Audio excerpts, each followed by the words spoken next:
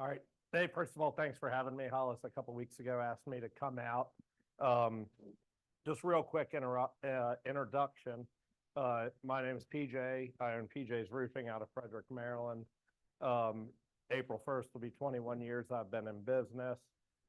Started with absolutely nothing. Right now, there's 112 guys that work for me every day. I have over 40 trucks on the road, so we do a lot of work. Lot of work for realtors, a lot of home inspectors refer us. I like that because it's repetitive work. When I've never been asked to come and speak in front of a group of people, so I do speak with home inspectors, realtors on pretty much a daily basis. And I was thinking about what I should address, what I should talk about. And what I decided to talk about is common problems that we run into, questions that I get asked by home inspectors on a regular basis. So feel free to interrupt if you have a question as I'm going over some items. Like I say, feel free to jump in. Most common roofing problems, what do you guys run into? Pipe flashings, right? Where the rubber gasket will dry rot. You might be up in the attic, you look up and you see light coming in around the pipe flashing. Everybody knows their rubber gaskets, the old neoprene washers. They rot out over years, start to crack, you'll get water running down the pipes. When we replace roofs now, we use a new product. It's called the Ultimate Pipe Flashing. It's made out of marine grade silicone. Not sure if you guys have seen them. They're made in Winchester, Virginia. They'll last forever. They'll never fail. Whenever we go out to fix a pipe flashing, a lot of times if you pull the whole pipe flashing up, you're going to damage the shingles. If the pipe flashing's still in good shape, they sell a rain collar. It costs about $3. It's just a new little rubber sleeve. You slide right down over the pipe. Real easy to fix. Another common issue, I'll get home inspectors, hey, around the perimeter of the roof, I can see light coming in. Why is that? Almost every time it's going to be from pump jacks, from when the siding's being installed. The siding contractors set the pump jacks. They pull the nails for the brackets. Don't seal the holes, don't replace the shingles, so you get the plywood rotting out around the edges of the roof. I'm not sure if anybody does work up in Frederick, Maryland, Spring Ridge, that neighborhood right off 144, that's for the most popular neighborhood for that. The siding contractor didn't seal anything. Every roof we replace there, we replace almost every piece of plywood around the corner of the houses. Missing shingles. I get asked that a lot. 3-tab shingles. I'm sure all you guys are familiar with those. People say, hey, why do I have this history of shingles blowing off every time it's windy? And a lot of roofers, a lot of people don't know how to explain to people why it continues to blow off. So 3-tab shingles, when they're brand new, they only have a 60-mile-an-hour wind warranty. So in this area, once, twice a year, we're going to get over 60-mile-an-hour winds. So right away, that shingle, after that first 60-mile-an-hour wind, they don't have a warranty because the wind already exceeded that warranty when the shingle was on the roof. So there was a neighborhood, Green Hill Manor in Adamstown, Maryland. They were at Osherman Homes started it, Dries Homes, bought Osherman, continued the neighborhood. The homeowners association, they were going after the roofer that installed it. They brought me in. They're suing the roofer that installed it. The roofer can't throw the builder under the bus because that's their bread and butter. I go in and I said, hey, you shouldn't be mad at the roofer. You should be mad at the builder for telling the roofer to install the 3-tab shingles. If and when this goes to court, it's not going to stand up. You guys aren't going to do anything. Aren't going to get anything. So that neighborhood, we've roofed probably about 220 houses in that neighborhood. It's been a wonderful neighborhood for us. I get a lot where home inspectors will call, homeowners will call, hey, I see light coming into my attic. there's a lot of places where you could possibly see light coming into an attic. You look down towards the gutter edge, if there's soffit vents, you want to see light coming into the attic.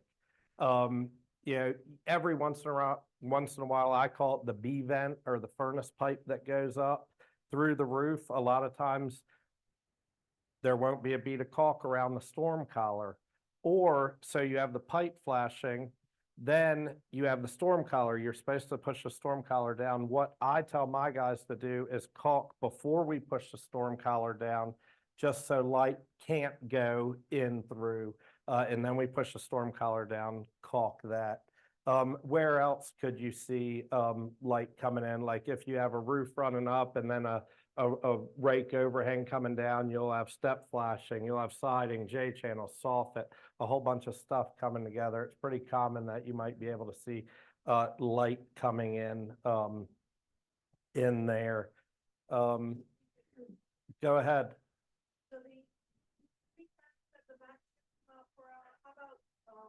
So good question. Architectural shingles, and the reason you don't really see those blowing off, they come with a 130-mile-an-hour wind warranty for 15 years. After 15 years, it drops to 110 miles an hour. So that's why, and for the most part in this area, you're seeing the architectural shingles being installed now. Go ahead. Where I've seen it in the past, a lot of failed shingles, is because years ago they were using staples. And we're using nails now, okay? We're using ring shank nails or whatever you want to call them. The problem is the air compressors, the guns, they got too much air and they're shooting the staples halfway to three-quarters of the way through. Overdriven nails. So that's very good. So years back, why you would see people using staples, years back, if we bought a pallet of staples, we would get a free staple gun. So that's why you would see the staples being used 25, 30 years ago. That's not the case anymore. If anybody's stapling shingles on, they're doing something horribly wrong. There's a lot of things that could be done wrong when you're nailing a shingle on. The air needs to be set right on the air compressor. The nail gun needs to be regulated. There's a little adjustment. And the most important thing is the nails need to be put on the bond of the shingle. So the shingle manufacturers, most of them are telling you you can nail within a 2-inch nail track. But up on the top part of that nail track, it's not the double bond of the shingle. You need to put it in the double bond of the shingle. So you really only have about 3/4 of an inch where you can nail the shingle and not have the shingle blow off. Double bond meaning thicker? So the architectural shingle, it has 2 layers, right? That's how you get the 3-dimensional look. The second layer doesn't go all the way to the top of the shingle. That gets covered up by the next course. So it only goes about 3/4 of an inch up onto that nail track. So if you nail higher than that, you're not catching the second layer of the shingle. So you want to make sure the shingle is nailed in the double bond of the shingle. So whenever I go look at a roof, my estimators, a repair tech goes and looks at a roof, the homeowners right away, they give you the shingle, and we look at where the holes are, where it was nailed. You know, and that'll tell you right away what a lot of the issues are or are going to be. Any other questions on that? PJ, we got a question from our remote audience. Although I don't quite understand it, because Nick is referring to something that you said earlier. His question is, what happened through the years that 3-tab strip shingles are having this problem? I'm not sure what problem he's talking about. He says, I've been building for 45 years. That is what we used until architectural shingles came along. Nick, can you explain to us what you're, turn on your mic? I think I can address that. So Okay. The 3-tab shingles were commonly used in this area.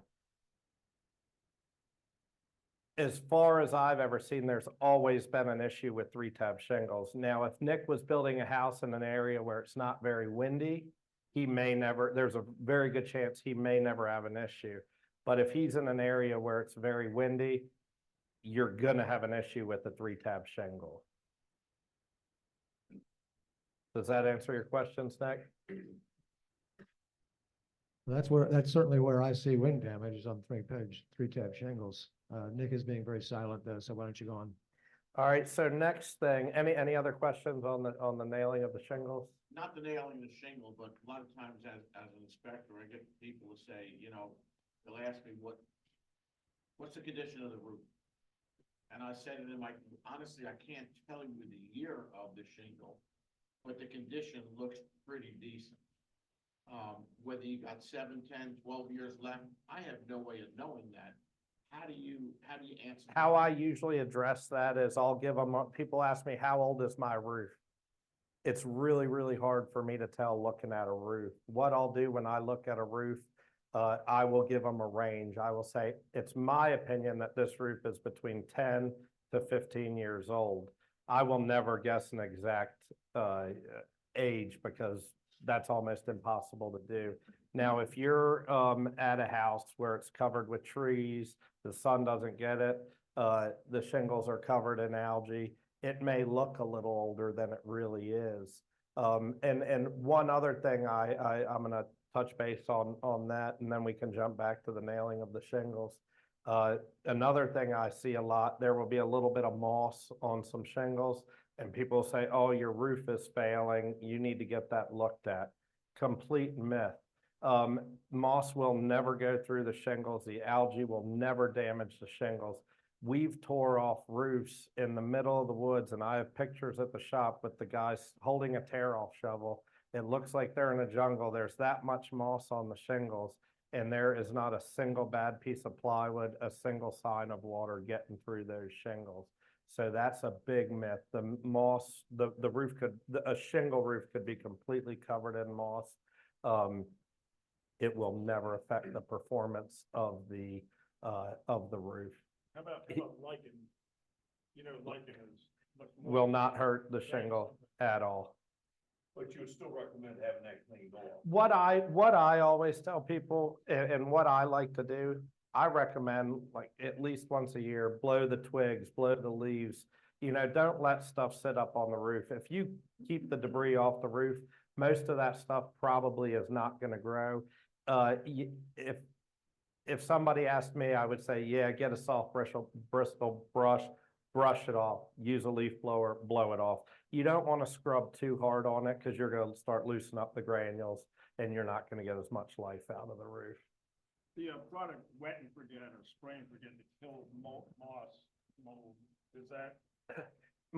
Depending on which one, there's tons of them out there. I'm not a humongous fan of any of them. Some of them are going to get the roof cleaned off for a little bit. 6 months, 12 months later, it's going to be back and look the same. Do you think that the anticipated serviceable life of shingle material has gone down in recent years? I wouldn't say it's gone. All products are not made as well as they used to be. Everything's been cheapened up. I don't care what industry you're in. What has gone up, and so back in 2011, GAF, a big shingle manufacturer, they were trying to figure out how to get ahead of the game. They magically made their 30-year architectural shingle a limited lifetime shingle. And the fine print says 50 years. So the other manufacturers are forced to do the same thing. So the same shingle that was a 30-year shingle magically overnight is now a 50-year shingle. It may keep water out of your house for 50 years, but I promise you after about 35 years, you are not going to like the way it looks. And that's what I tell my customers. Hey, it's actually considered a limited lifetime shingle. Fine print says 50 years. You're going to get a good probably 35 years out of it. After that, you're not going to like the way it looks. I mean, going back to 3-tab shingles, I've tore off 3-tab roofs where there was not a single tab left on the roof. You could see every nail that was used. The gutters were completely filled with granules and there wasn't a single leak. You know, so it's weird. And then you'll go to other houses and there will be a little pinhole and it'll drop a piece of sheetrock in the house. Going back to nails, I'm gonna go back on that. A lot of people, so the manufacturers with architectural shingles, they call for 4 nails. We install 5 nails to our shingles because back about 20 years ago, they started making the shingles bigger, a metric shingle. They didn't ask for another nail, so we install 5 nails. A lot of people will say they put 6 nails, and some homeowners think the more nails, the better. Some homeowners will ask me, hey, can you put 8 nails in the shingle? I tell them, absolutely not. You're doing more bad than good putting more nails in because there's only so much room, the shingles where they join up, your nail cannot be at that joint. And we see that a lot in roofs where roofers put nails at the joint of a shingle. The next course doesn't cover that up, so it'll leak over time. So the more nails, not necessarily the better. Nails put in the proper position where they need to be, that's the best thing that you can do when you're nailing on shingles. Let me interrupt for just 1 second. Guys, the remote people are having a hard time hearing the questions. So if you can use the microphones, we only have 2 mics, so the people who use the mics, if you have questions. Got it. Any more questions about nailing on shingles? Well, nailing, the one thing, it may, somebody wanting 8 nails, it may very well void the warranty to begin with. I would almost think that that's your argument to the client. I can't. Yeah, the most the manufacturer wants, if it's a mansard, a super steep roof or the walls that have the shingles on it, they require 6 nails. So yeah, and I do tell people that, yeah. Next question I run into a lot and is proper ventilation. So you either have a venting roof system or a non-venting roof system. For a proper venting roof system, you have to have intake and exhaust. So intake would be your soffit vent, soffit plugs, like an edge vent or smart vent along the gutter edge. That brings air into the attic to push the stagnant air up to an exhaust, which your exhaust is going to be a ridge vent, gable vents, like passive square vent flashings, or an electric roof fan. A lot of times we get called out in the middle of winter time. It hasn't rained, there's no snow on the roof, and people call in a panic, hey, my roof is leaking like a sieve. Can you please come out ASAP? And we run out ASAP. You know, we already know, hey, it's not a roof leak, it's not raining, there's no snow. In the majority of the times, what we see, somebody just got done remodeling the house. They put in recessed lighting, thank you. They moved the insulation out of the way. They never put the insulation back.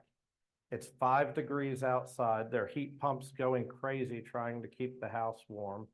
Heat rises, so it's going through the sheetrock, through the recessed lighting, clashing with the cold plywood, the cold roofing nails that have to stick through the plywood, and it's leaking all over. Yes, exactly. They have a condensation issue. And we explain to the people, hey, this is what happened, you know, listen, it's not raining, it's no snow on the roof. And then they understand, and we make a recommendation for an insulating company. And then a lot of, go ahead. Nick was wanting to, back when you were talking about moss, he commented about the zinc strips. Could you just? So yeah, I to will that. comment on zinc strips. So the zinc strips that they sell, we used to install them if the house was covered with trees. I found with the zinc strips, they worked for a few years, but it's a really, really, really thin metal. And they really get looking ugly after probably 5 or 6 years. What I found is copper works a lot better. So what we'll do is we'll use 16-ounce copper. We put a lip on the bottom, a hem, and that's what I use. I think that works a lot better. Have I ever promised a customer that it's going to keep the shingles clear the entire life of the shingle? I will never promise them that. I always say it will help. keep your roof cleaner. But I will never promise anybody that it's gonna keep the roof clean forever. And one other thing real quick, and you guys have probably noticed, like if you go to a house and the roof's covered in algae, but then they have the furnace pipe, and right under the furnace pipe or a roof fan, the shingles are perfectly clean because of the water reacting with the metal, washing it down the shingles, keeping it clean. Go ahead. A follow-up on the ventilation. When you guys go to an older house and there's gable vents and soffit vents, but then you put a ridge vent, do you guys tell or close off the gable vents? I'm gonna, I knew I was gonna get asked that question. I'm gonna give you my opinion. My opinion, if it was my house, I would never do that.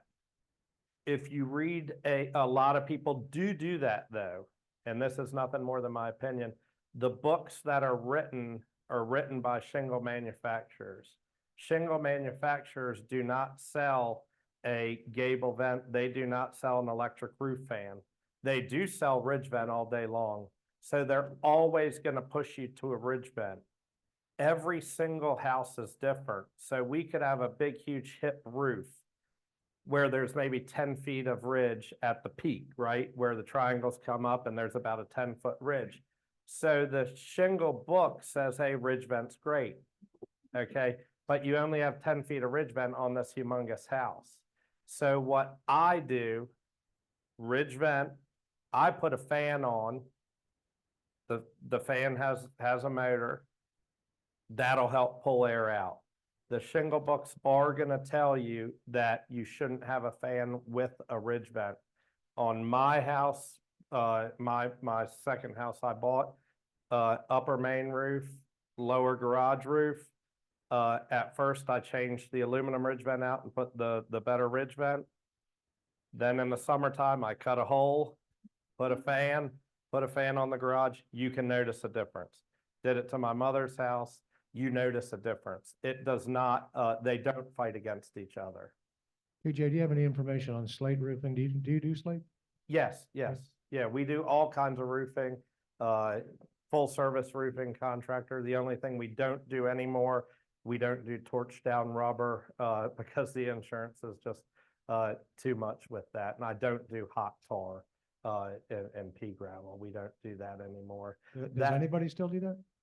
Yeah, the big commercial outfits, they do Commercial do stuff, that. Yeah. So if you have a gable, just a traditional like colonial roof system, my understanding was if you have soffit vents, gable, and then ridge, the gable will go to the ridge vent, and you don't get the ventilation as well. And that's where I was kind of So directing the question towards. Yeah, and like I said, it's my opinion. My opinion is the more ventilation, the better.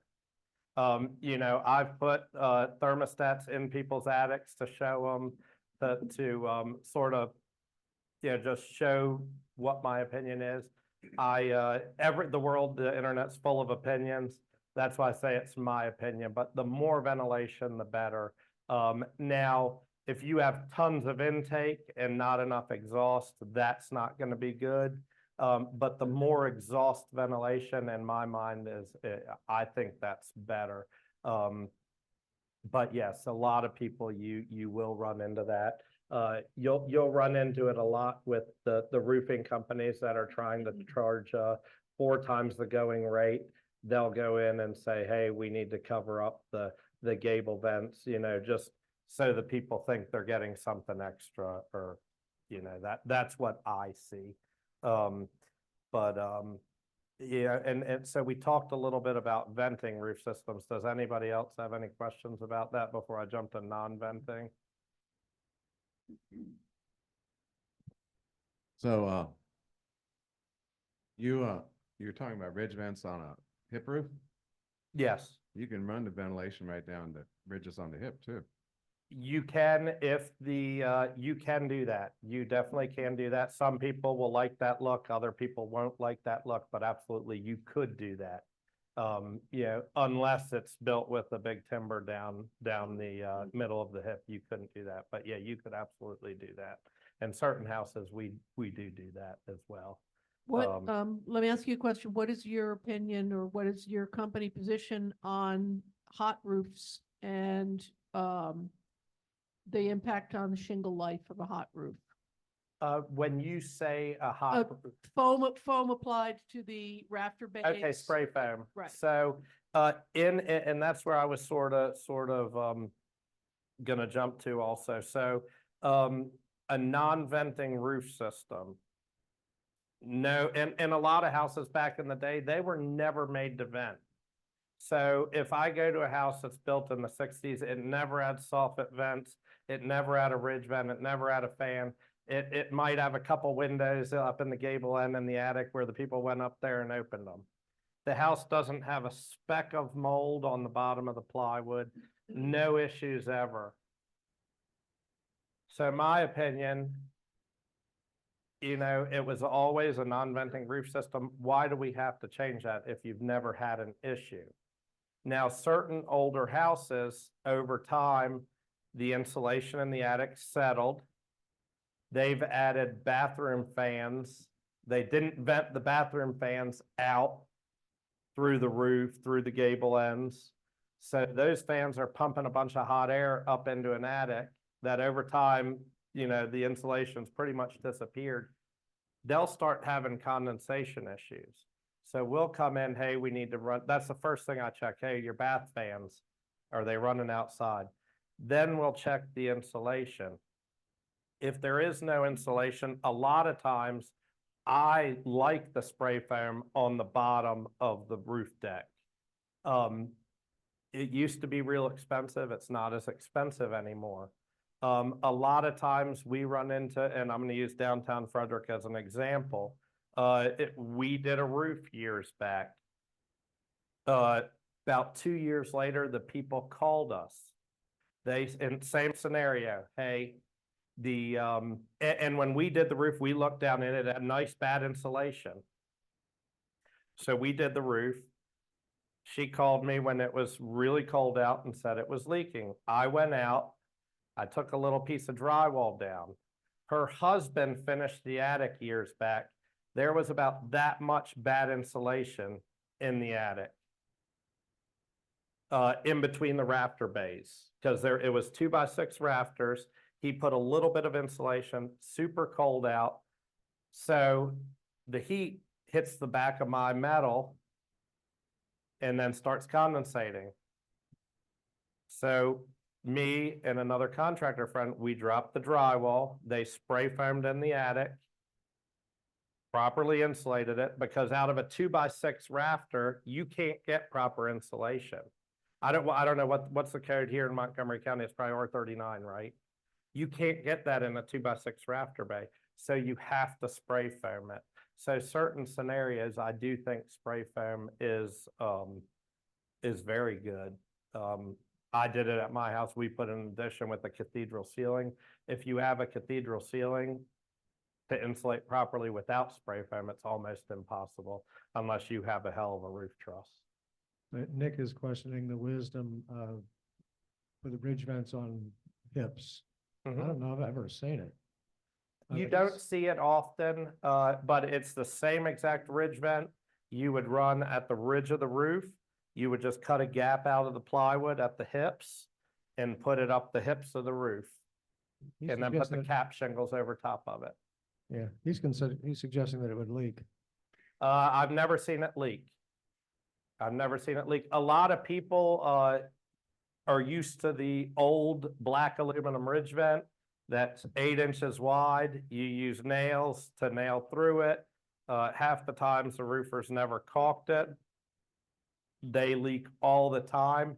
So a lot of people are scared of ridge vent.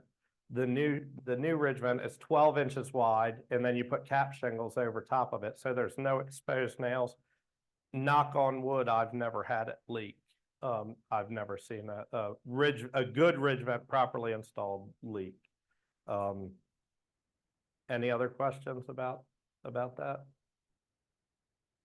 What's your feelings about, the solar panels, solar penetration?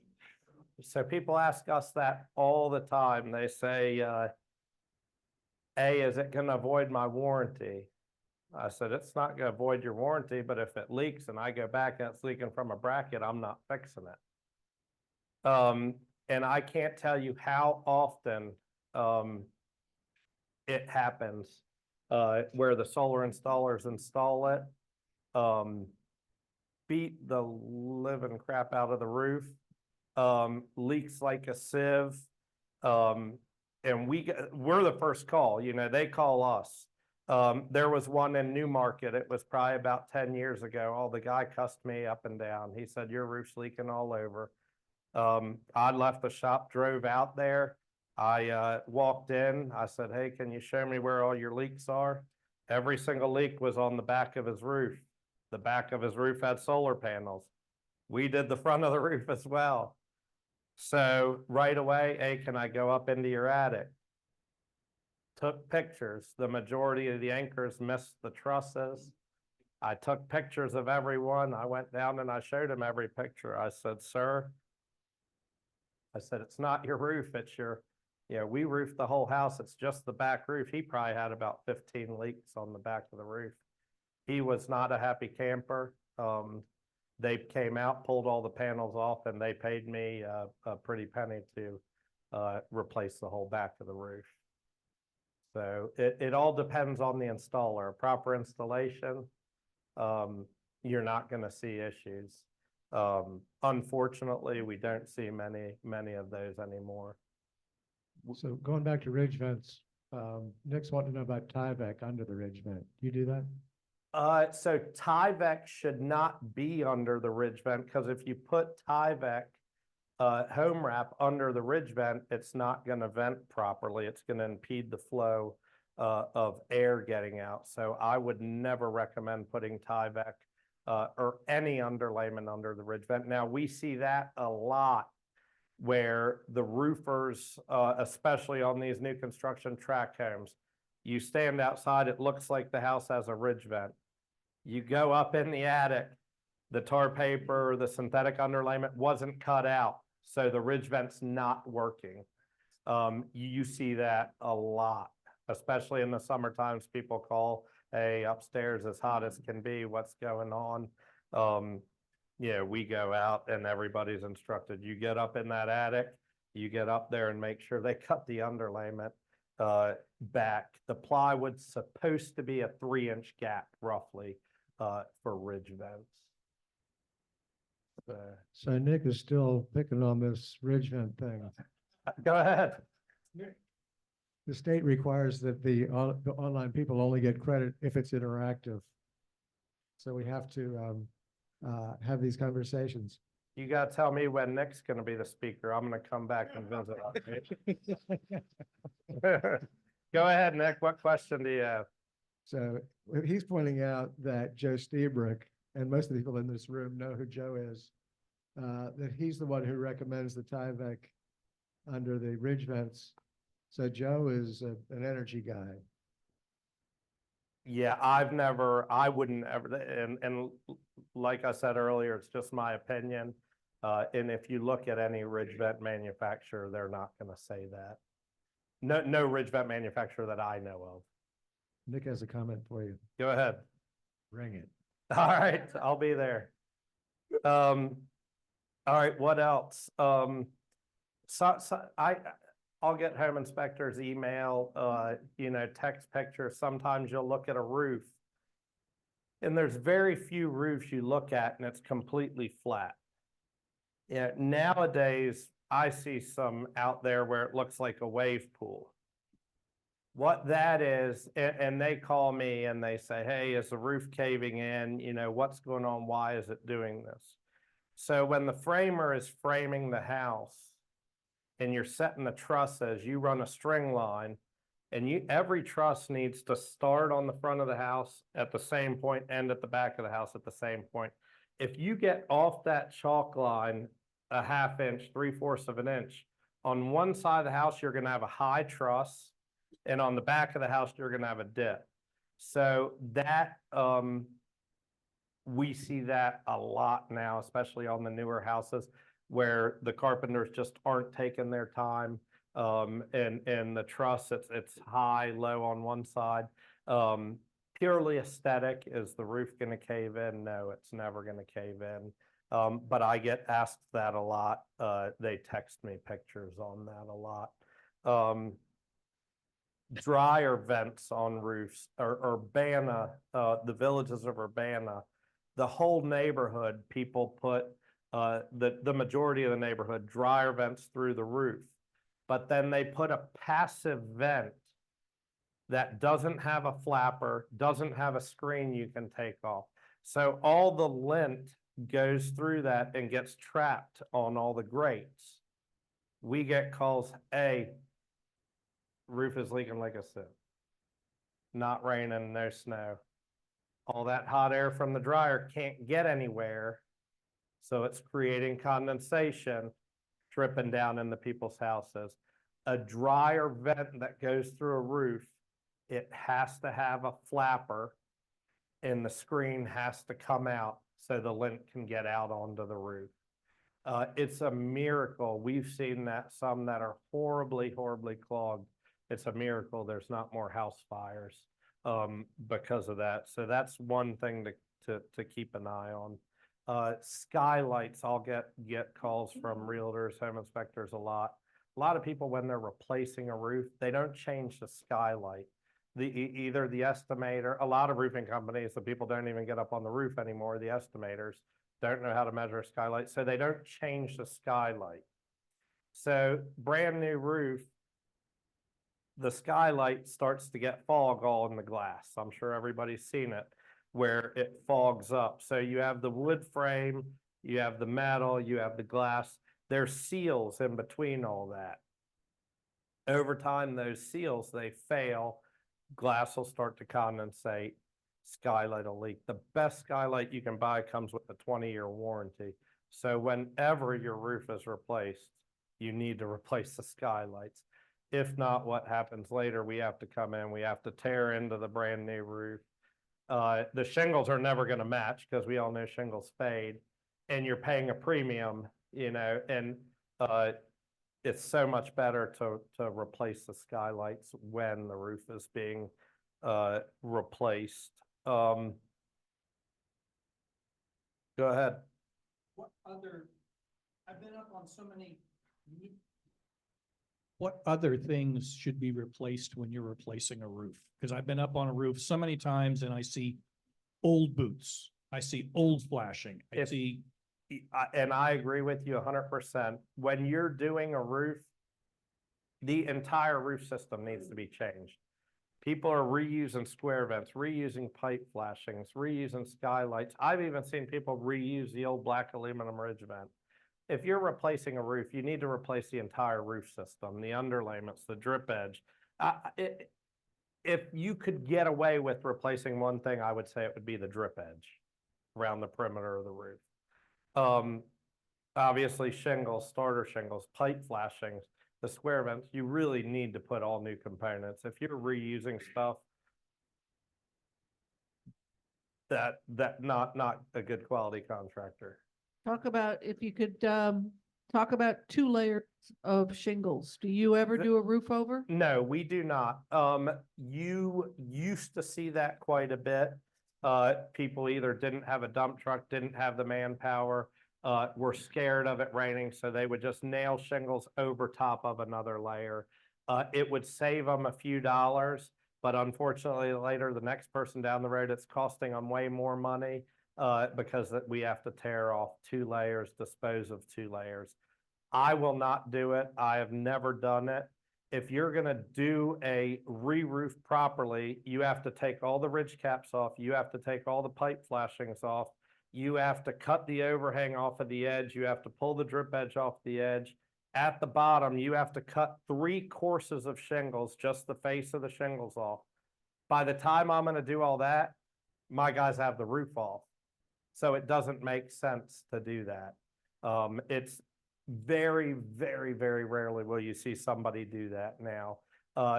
Every once in a while I see it, somebody selling their house, doing the bare minimum to advertise they have a new roof. And they find some back alley roofer, I call them, to come nail shingles over top of the old roof. But I would definitely stay away from that. Quick question, kickout flashing, is that required in any areas? or Oh, yeah, That's practice. that's an awesome question, and I forgot to have that on my list. So a kickout flashing, if you have a wall and a gutter butts into it, the step flashing comes down the wall. At the bottom here, you have to put a kickout flashing. And you hope to God somebody doesn't come behind you down the road, the siding contractor, and cut the kick flashing away. If you don't have a kickout flashing, the water is going to run right down the wall behind the siding.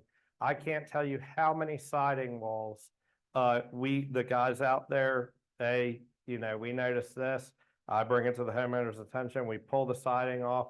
We pull the OSB off. There's been times where we've had to replace studs because it's so rotten out because there's no kickout flashings. So every roofer should install kickout flashings wherever a gutter hits a wall and the wall continues down below. Very Regardless important. of pitch, I mean, on real. Doesn't matter pitch, low slope, steep as can be. You do not want the water running behind the siding. The water has to run on the outside of the siding. Correct size is 4x4 minimum? So some people, and once again, my opinion, some people now are putting those big humongous kickout flashings where they're probably about 6 inches tall and come out about 6 inches. And they're even so big that the water won't get into the gutter now. I am not very few scenarios am I a fan of those. Really just anything to get the water away from the running behind the siding. The ones I do, they're probably about 1.5 inches. They stick up about 1.5 inches and come out probably about 1.5 inches or 2 inches. That's probably our biggest callback after we do a roof. People call me and say, hey, we got some ugly things sticking out that we've never had before. And we know right away what it is, but I can't, we run out to the house. Hey, what's your question? What's your concern? And we explain to them and they say, well, we never had that before. And I say, I completely agree you never had that before. And usually we'll pop some vinyl siding off and you can see where it leaked before. And we explain to them why we installed the kickout flashing. But yeah, every roof where a wall, it needs some sort of kickout flashing. I have a question. You were talking about when you re-roof, if you find an older house with dimensional sheathing, 1x6s, do you tell your clients they have to put plywood down for a continuous nailer, or will you allow them? So will you install that? nowadays, the majority of the houses, we will overlay with 7/16 OSB plywood. Now, every once in a while, you show up to an older house and that sheathing's in very, very good shape. The homeowner may not want to do it. So I wouldn't say every single house, but the majority of the houses. Now there are certain types of roofs, like the inspectors that are down here in Bethesda, Chevy Chase, the synthetic slates that you'll see now, you have to install OSB over the old 1x6s or roof sheathing. I was told, and I just want you to verify yes or no, do the shingle manufacturers require a continuous sheathing so that they know that the nails will not hit between the older dimensional wood? They want every nail to hit wood. Yep, they want every nail to hit wood. So if you have a roof and the gaps in the sheathing are bigger than the gaps in the nail track, you automatically have to. Yep, go ahead. You've been patiently waiting. Just real quick question, as an after the fact to install the kickout flashing, Mhm. what is required to do that? So homeowners get a perspective. Really just a pain in the butt. You gotta cut the siding, usually cut the J channel, shimmy it behind the last step flashing, so it's a little bit more difficult to do, but it's not impossible. And I even recommend kickout flashings, like if you had a brick wall, wherever a gutter hits a brick wall, do it too, so the water's not running down between the brick and the end cap of the gutter and staining the wall. So on a brick wall, and that's the easiest kick out flashing to put on a brick wall because you don't have to get behind the siding. So Yeah. AJ, But we got a question over here. I'm gonna read this to you.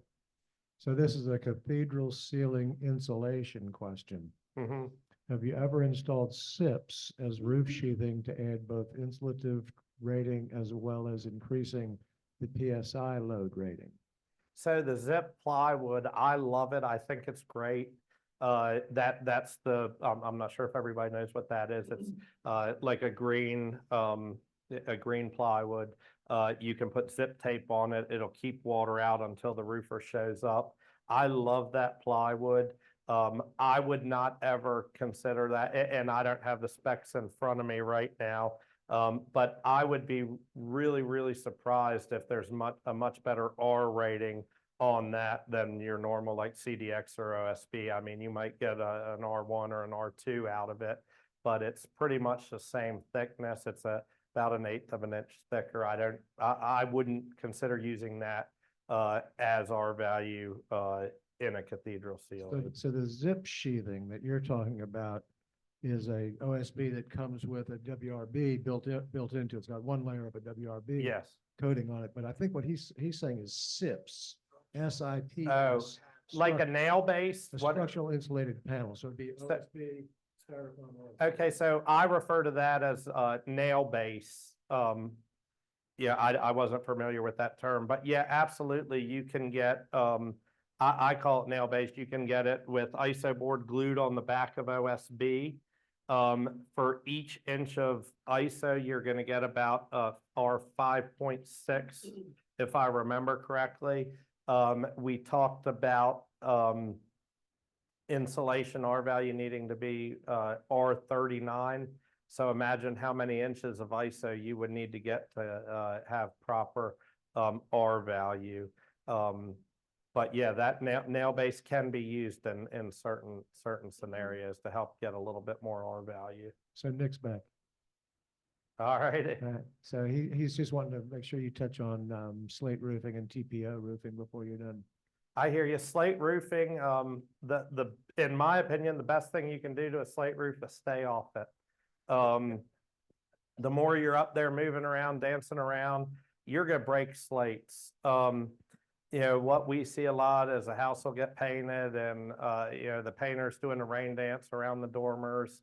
And you're gonna damage a slate roof. Once you start having to do a lot of repairs, usually it continues. I love the look of slate roofs. You don't do too many anymore just because the price point is so expensive. Something I notice every once in a while, I run into issues with slate roofs. They'll just start sliding out. They're not broken. If the person didn't use a copper nail or a stainless steel nail, just a normal nail, it's going to rust off. So that is one thing I've seen every once in a while, and then there's really nothing you can do other than tear the slate off and start over. TPO, flat roofing membrane, I love, it's great. EPDM we use a lot on flat roofs. A lot of times what I'm noticing now, and you guys should check, a lot of these builders are building the roofs completely flat. The roofer didn't install tapered insulation. You have to have at least some pitch on it.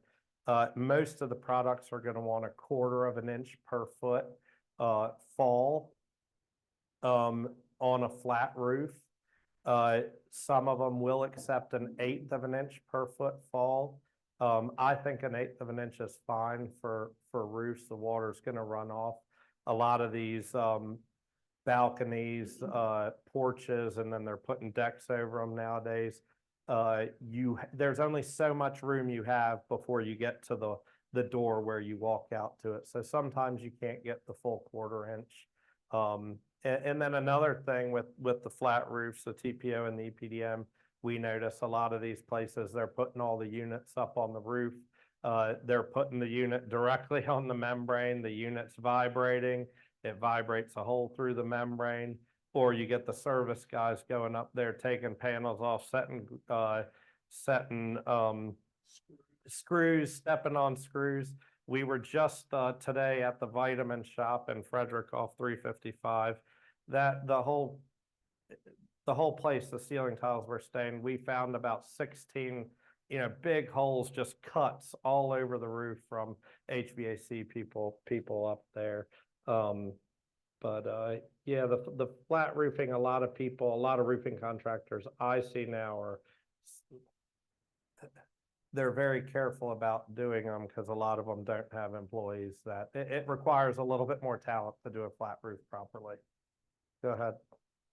What is coming down the pike in roofing? What is the future of roofing, either in material or installation methods or something? What should we be aware of? So that's a good question. I mean, the solar shingles are going to be the next thing. I've had Tesla begging us for probably about 6 or 7 years to install their shingles. When a product first comes out, I'm very careful. I won't do it until it's proven, because if it fails, it's going to be my roof that failed. Everybody's going to say PJ's roof failed. Nobody's going to say the product failed. So Warmold, you guys are probably familiar with them, a huge builder that's been around forever. Gettysburg, up in Gettysburg, Pennsylvania, the Lynx neighborhood, they were putting solar shingles on those probably about 12 years ago. Dow solar shingles. They begged us to install them. I said no. I told them, hey, I don't want my name attached to it. 2 years later, nothing working, went out of business. They called me back, and I can't remember the name of the second one they wanted to use. Same thing. I told them no, that product failed. I don't want my name attached to a product that's not proven. CertainTeed is a huge manufacturer.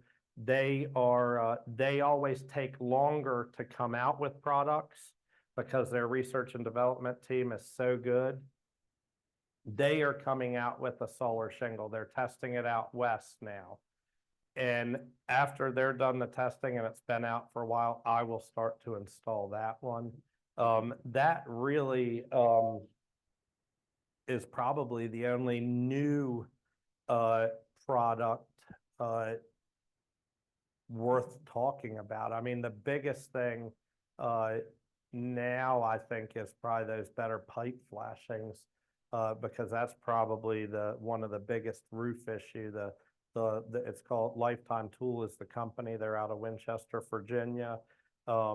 It's called the Ultimate Pipe Flashing. It'll never fail. It'll outlast the life of the shingle.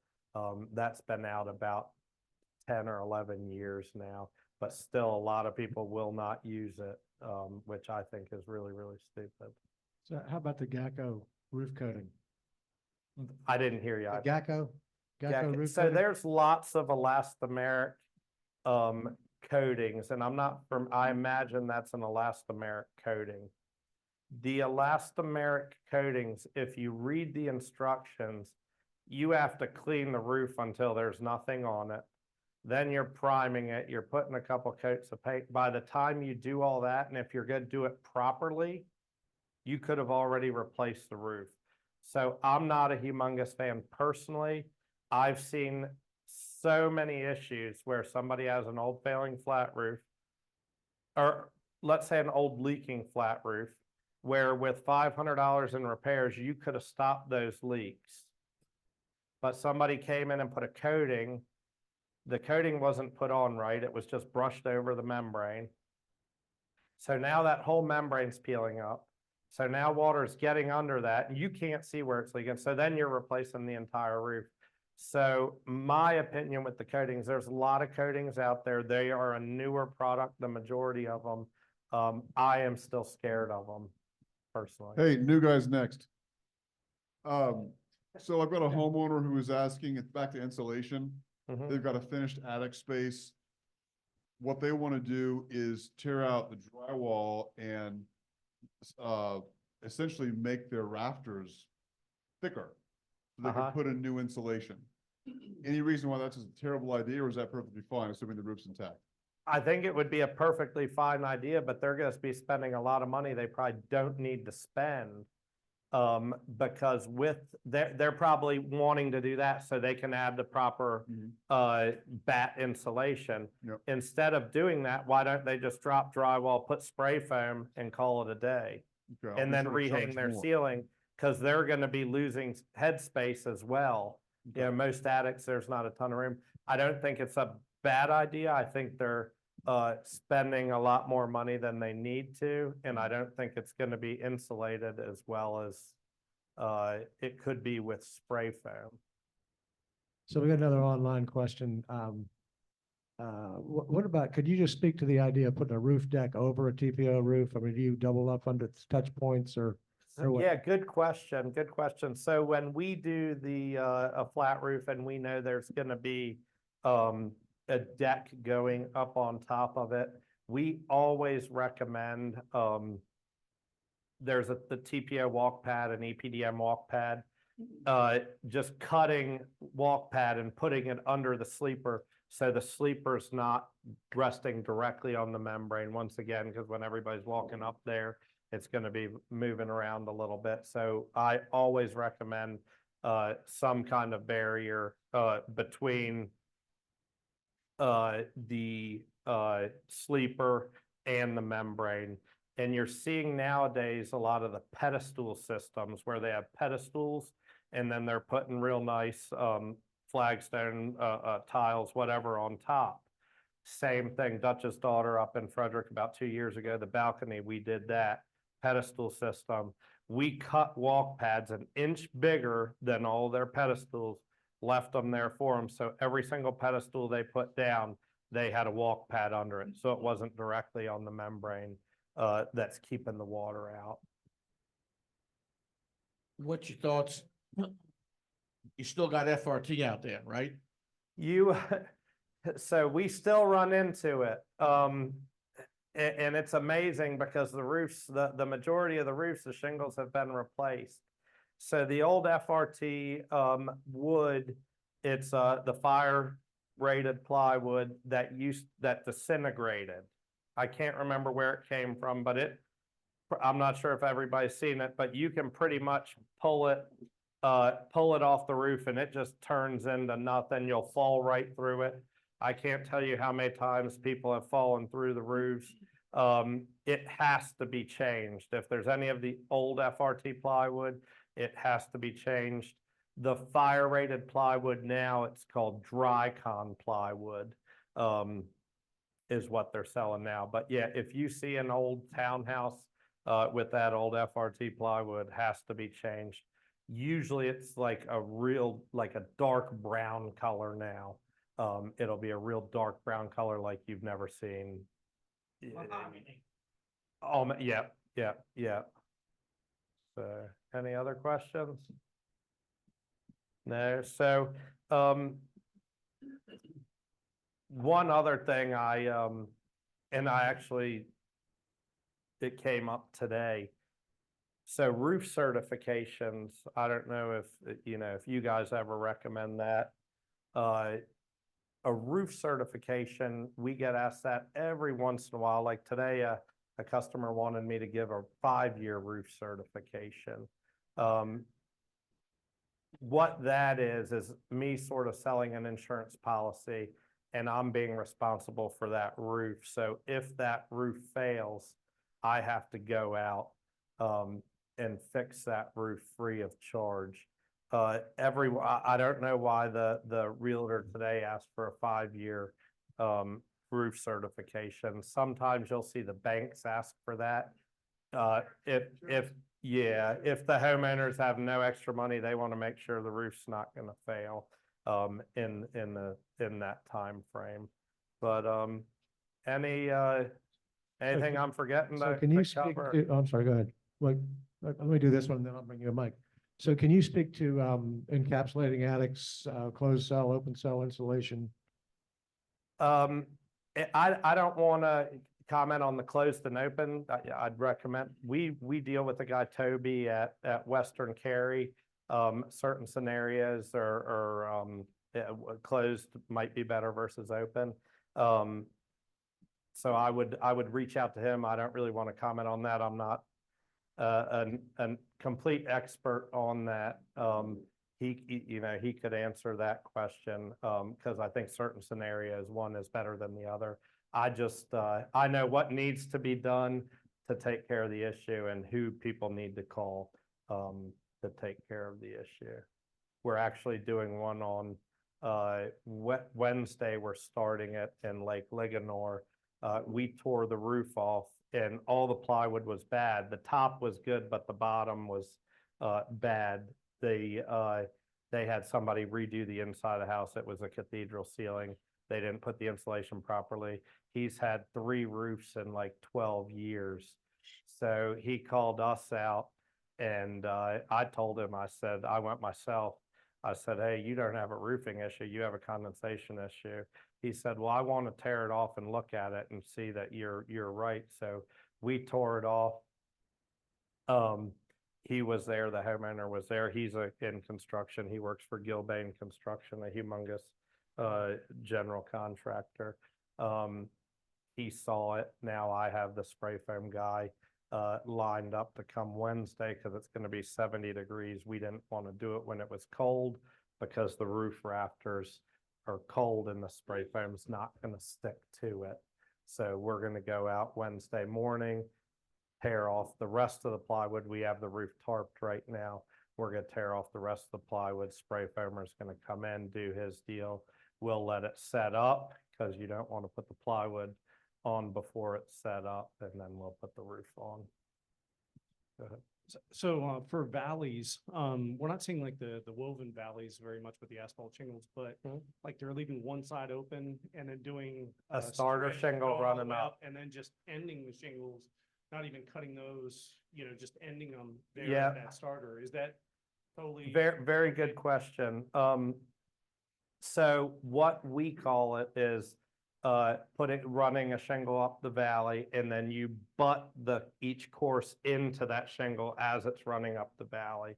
I fought with Certainteed for probably 10 years. They never put it in their book as an approved installation. About 6 years ago, they finally put it in their book as an approved way to install the shingles. So a long time ago with the 3 tabs, you would have to run your hook blade down and cut the shingles off in the valley. And I can't tell you how many valleys we fixed where guys' knives went through the valley. So one day, me and the guys were just sitting there on a roof laying it out, and we said, hey, you can do it this way. And it keeps the knife out of the valley. You have less waste. So you will see that on a lot of the roofs here in this area, where you just have one shingle running up the valley, and then each course butts up to it at the corner. I personally like that. Less room for error by the installer. With 3-tab shingles, it's impossible to do, only with architectural shingles. What is that pattern called? We call it running a starter up through a starter shingle up through the middle of the valley. I'm not sure. That's a good question. Maybe I'll report back to you. Ranch Valley. I've never heard that. There is a name for it. I'll email you tomorrow morning. Let me look. I don't want to answer that. I just know what we call it, but I think there is an official name for it. But I'll get back to you and maybe you can pass it around. Go ahead. Question about, question about, pump jack nail holes and repairs. For one, is it acceptable to just seal them up when they've driven the nails through everything and haven't lifted the shingle up at least? And does it void a manufacturer's warranty? So a proper repair, I mean, depending on the age of the roof, what I like to do is just loosen up the shingle and put either a piece of winter guard, a piece of metal under it. That's going to last a lot longer. Now, if you got some heavy duty shingle and it's really, really hard to pry apart and get in there, you use a good Vulcan caulk, fill the holes, tool it in. I've never had an issue with that. So I'd say each scenario is a little bit different. Now, every once in a while, you get to the house and the plywood's just completely rotted in that area, and then you're pulling the shingles, replacing the plywood, putting everything back together, and need to tell the homeowners that there's gonna be a big, spot in the roof where you have new shingles. Yeah, that's for a proper fix, I think either, if possible, some kind of, synthetic underlayment or metal, under the shingle. And I see it most often in new construction. It's where you're always gonna see it. The siding got, these track builders, they hire the lowest bidder, so that's what they get. And unfortunately, your guys' customers, are stuck with the issue. We see it all the time in the tract homes. Yeah. Go ahead. What do you think of this new product called, it will spray on the old shingles, Max? Roof Max. Roof Max. Roof Max. So and I'm a little old school, so I'm probably not the best one to ask. So I have a dear friend that he does that. It hasn't, I don't think it's been around long enough to get an honest opinion from anybody, to be honest.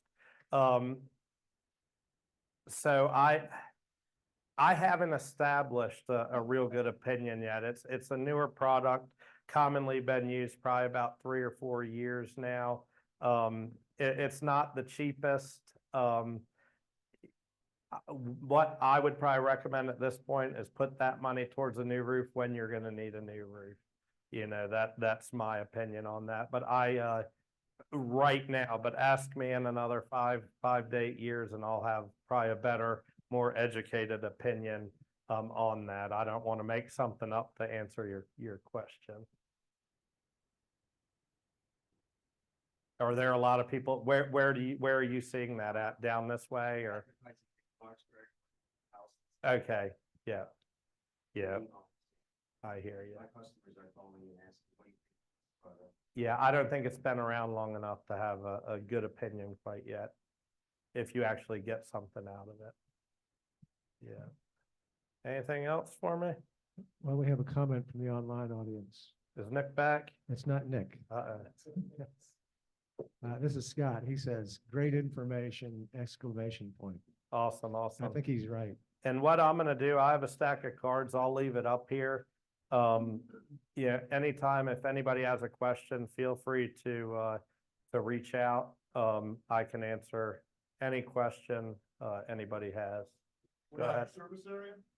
So we're out of Frederick, Maryland, but we go about an hour radius of Frederick. So out towards Baltimore, north of Baltimore, up into southern Pennsylvania, out past Hagerstown, all the way down around the outskirts, going into DC. I don't go into DC, but PG County, all Montgomery County.